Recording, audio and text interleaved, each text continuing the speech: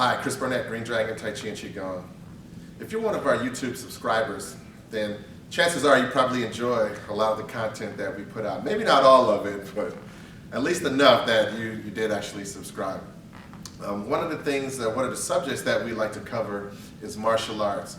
And if you've been following the channel, you'll notice I've been gearing towards realistic martial arts, realistic self-defense techniques, and taking an in-depth look into what really works and trying to get that ingrained into other people in our classes and anyone who's open-minded, just to kind of take that step forward and evolve in terms of their martial arts and self-defense. I've created for you guys a Patreon page where you can get more in-depth content, better videos on those subjects of martial arts and the things that work, the training methods, solo and partner drills that are going to build footwork, timing, root, sensitivity, distancing, power, whole body connectivity. So we're going to go into depth in those fields in terms of video and written content.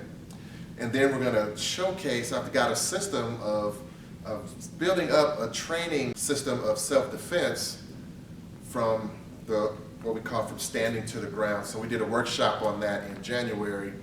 And as time progressed, I've had time to think about it and tweak it into a training model that I would like to share with you guys. With our self-defense program, what we're doing is taking the essentials, looking at the ways that people would actually attack you on the street.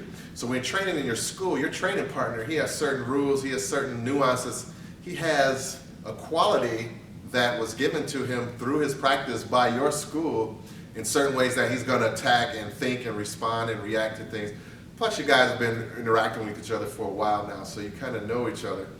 But God forbid, if you ever attacked on the street, that attacker's not going to have any of the nuances of a training partner from school. The attack's going to be very raw, very brutal, and it's going to be fast. And a lot of times, people who have been training for years in these compliance situations, they don't know how to handle these situations if they actually were to occur in real life. So what we want to do is we want to prepare you the brutality of how and the swiftness of how it's going to come when people attack you, and it's very unpredictable. So you can train with a partner for quite a number of years and not be able to predict somebody that you don't know. So it's really hard, but you have to be able to adapt and flow and change in the moment. And another great thing about it is, so there's a certain, I would say, your adrenaline level rises. There's a certain amount of fear factor that you need to overcome in these situations. You can get stuck in that moment in time. And if you lose that moment in time, then you can forget about it. It's over, because time will not stop for you. Only you stop. Of course, violence is just an unfortunate occurrence in any way, no matter how you look at it. Somebody's going to wind up getting hurt. Either you, your attacker opponent, or both. And some of those injuries can last a lifetime, but it's better to survive with an injury than to have your loved ones grieving or to have a permanent, life-changing injury. So, we have to look at the realism of combat and the ways in which we can walk out safely.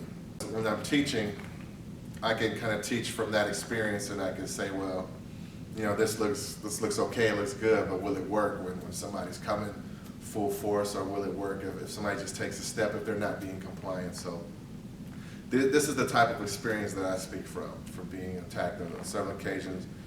I want to share the things that do actually work in combat. A lot of times people want to take you down. They want to take you down to the ground. We're going to show you guys how not to be taken down, or the best way to do takedown defense. And if you do get taken down, how do you safely get back up? So one of the things that I really enjoyed it, and when I had a private lesson and we did a seminar, or I attended a seminar with Tim Cartmel, was his ground proofing. You turn around to stand up, and you get kicked in the face, or you get choked or stomped, things like that. So you have to know how to safely get up, and these are the things that we want to share with people. So once you've done our the self-defense video that we are continuing to create on our Patreon site, then you take those and you put them into your normal training. So if you're training at a school where you do takedowns, and you take the person down, but then you let them back up. So now I want to challenge you. I want to say, okay, don't just let that person get up. Try and circle them. Try and move in on them. See if he can, keep you within his guard, if he can get up safely. Can he choose his moments to get up? Can he keep you at bay? Can he stop himself from being injured further while he's on the ground? Okay, so being on the ground is not something that we typically want in fights, but but most fights actually do go to the ground. You need to get up as quickly as possible. And so we want to show you how to get up safely. We want to show you how to fall safely. We want to show you what to do if you're being put in arm locks, head locks, if you're being taken down to the ground, dragged down. So all of these things we cover in depth. The way to receive that training model is to support us on Patreon. So when you go to patreon.com/Green Dragon Tai Chi, you'll see the page there. And when you click on Become a Patron, then you'll have access to all of this great material for a low monthly fee. So if you like what we're doing, you want to see a little bit more, you want to see in depth, you want to see how you can take it into your training and make it work, please go to Patreon and support us. We thank you.